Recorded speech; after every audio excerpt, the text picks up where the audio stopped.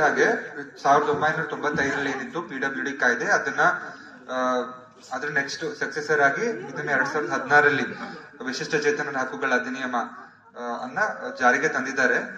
ಇದರಲ್ಲಿ ಮುಂಚೆ 7 ಡಿಸಬಿಲಿಟೀಸ್ ಏನೇನಿತ್ತು ಅದನ್ನ ರೆಕಗ್ನೈಸ್ ಮಾಡ್ತಾ ಇತ್ತು ಆ PWD ಆಕ್ಟ್ ಅಂಡರ್ ಅಲ್ಲಿ ಮಾಡಿದ್ದಾರೆ. ಅದ್ ಯಾವ್ದಾವ್ದು ಡಿಸಬಿಲಿಟೀಸ್ ಅಂತ ಮುಂದೆ ನಾವು ನೋಡೋಣ. ಇದು ಯಾಕೆ ಮುಖ್ಯ ಅಂತ ಹೇಳಿದ್ರೆ, ಸೊ ಬೇರೆಯವ್ರಿಗೆ ಯಾವ ರೀತಿ ಹಕ್ಕುಗಳನ್ನ ನಾವು ಅವ್ರನ್ನ ಗೌರವಿಸ್ತೀವಿ, ಅವ್ರನ್ನ ಬೇರೆ ತರ ಕನ್ಸಿಡರ್ ಮಾಡ್ತೀವಿ, ಈ ವಿಶಿಷ್ಟ ಚೇತನರು ಕೂಡ ಅದೇ ರೀತಿ ನೋಡ್ಬೇಕು ಅಂತಕ್ಕಂಥ ಮುಖ್ಯ ಧ್ಯೇಯದಲ್ಲಿ ಇದು ಬಂದಿರ್ತಕ್ಕಂಥದ್ದು. ನೆಕ್ಸ್ಟ್ ಸ್ಟಿಗ್ಮಾ ಅಂತ ಏನ್ ಹೇಳಿದೆ, ಅದನ್ನ ಹೋಗ್ಲಾಡಿಸ್ಬೇಕು, ಇವ್ರ ವಿರುದ್ಧ ಇರ್ತಕ್ಕಂಥ ಸ್ಟಿಗ್ಮಾವನ್ನ. ಮತ್ತೆ ಯಾವ್ದೇ ರೀತಿ ಡಿಸ್ಕ್ರಿಮಿನೇಟ್ ಮಾಡಬಾರ್ದು ಬೇರೆಯವ್ರಿಗೆ ಕಂಪೇರ್ ಮಾಡಿದ್ರೆ.